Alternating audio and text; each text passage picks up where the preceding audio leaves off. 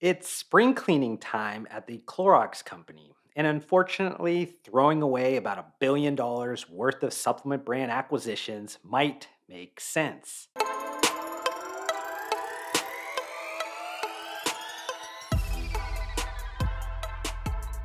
I'll dive deeper into some headline news around that introductory statement a bit later, but let's start with some background. My guess is a lot of you didn't even know that the Clorox company owned a collection of supplement brands, let alone ones that in aggregate cost the CPG company just under $1 billion to acquire. Firstly, how about I address maybe some WTF thoughts bouncing around in your head around why a CPG portfolio that was built around an iconic bleach cleaning product would be interested in supplement brands? Well, the Clorox company believes it has been a health and wellness company for over 100 years.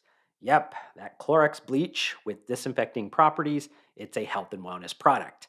Its previous acquisitions of Brita water filters and Burt's Bees, health and wellness. So, in May of 2016, when the Clorox company announced it acquired the digestive health supplement brand Renew Life for $290 million, it was a bolt-on mergers and acquisitions decision.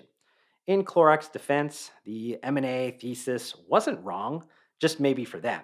They wanted leading brands that were positioned into fast growing categories with attractive margins. Renew Life was the number one brand of probiotics in the natural channel with a steadily growing share in the food, drug, and mass channel. Probiotics in the digestive health category overall were red hot back in 2016, and caps, powders, pills, supplement formats obviously have attractive margins. Check, check, check. So let's go bigger on the next supplement industry acquisition, right?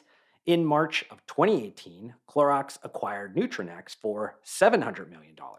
That portfolio name probably doesn't ring a bell to many, but it included the multivitamin brand Rainbow Light, which was the number two vitamin brand in the natural channel. Also, Natural Vitality, the leading anti stress and sleep brand in the natural channel. And then also NeoCell, an early collagen supplement brand that marketed products in the growing nutricosmetics space.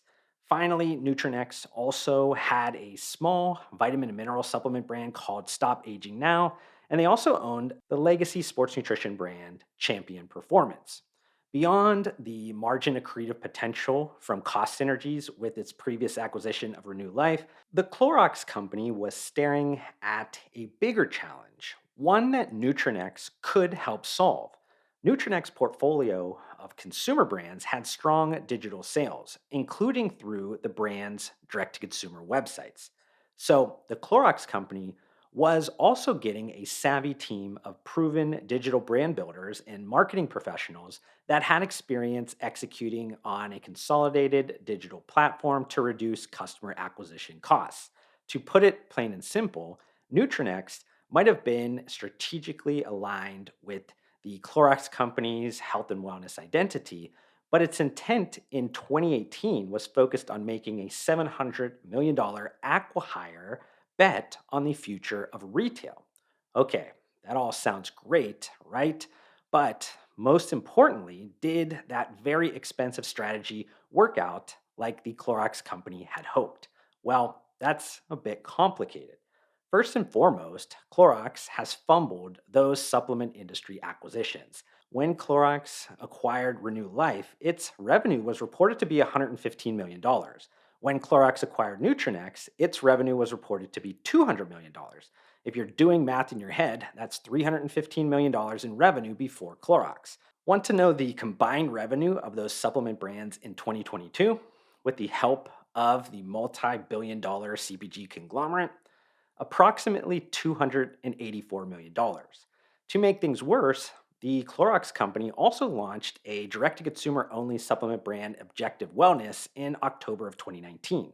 This was a big deal because Clorox hadn't launched a brand in a very long time. What happened to it? It quickly went through a rebrand, I think a year later, and now has been shuttered completely. Enough with the bad talk though. What about digital sales of the entire portfolio? The Clorox company went from less than one tenth of total sales coming from the digital channel in 2019 to now around 13 or 14% of its total sales.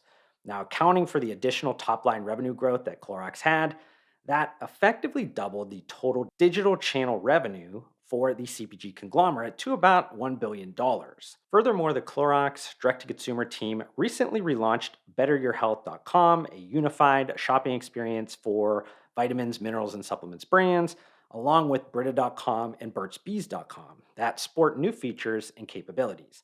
Was that the Nutrinex e commerce DNA permeating through the Clorox company? Maybe. Was all this digital transformation activity and revenue creation just the nature of the last several years? Probably. But let's get to that headline news, or maybe the denial of that headline news that are referenced in that introductory statement. According to a group familiar with the situation, Clorox has been seeking to divest its supplements business after its efforts to scale it have led to major losses, and it was forced to take a recent $267 million write down. Clorox has reportedly been working with the investment bank Goldman Sachs for several months to find a buyer, but has so far failed to attract any offer that it's deemed attractive. That being said, Clorox said all of this is pure rumor and speculation. But that's what you'd expect a company to say, especially one that opened a brand new innovation hub and offices for its supplement brands and relocated, I think, 100 or 200 employees less than a year ago. So, beyond cutting your losses, why would Clorox want to divest its supplement brands? I think most of this stems from the CEO change that happened in September of 2020. Firstly, timing plays a role here because obviously Linda Rendell got thrown into a whirlwind of heightened demand for its namesake Clorox products and then a cycle of supply chain chaos across its entire portfolio.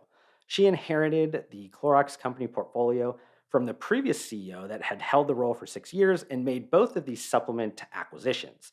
While Clorox isn't a fast and loose mergers and acquisitions machine like many of its CPG counterparts, Linda Rendell hasn't made any moves in her 2.5 years.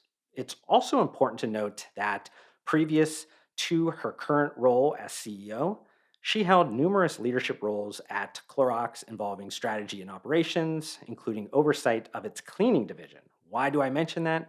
Focus on your core, especially when you're grappling with a slowdown in demand for those cleaning products and disinfectants after the pandemic subsided. So, what Clorox calls pure rumor and speculation is what I call high probability. It's time for them to unwind this ingestible health and wellness nonsense and embrace that they are a cleaning and disinfecting solutions business. But I hope you enjoyed this YouTube video. If you did, consider hitting the like button to support me. Also, help me get to my new short term goal of 3,000 subscribers by hitting that subscribe button. I'd love to see you join me on this journey, but we need to fix the fact that basically 80% of you that are watching this YouTube video right now are not subscribed to my channel, and that makes me extremely sad. But I do want to thank you for tuning in, and I'll see you in the next one.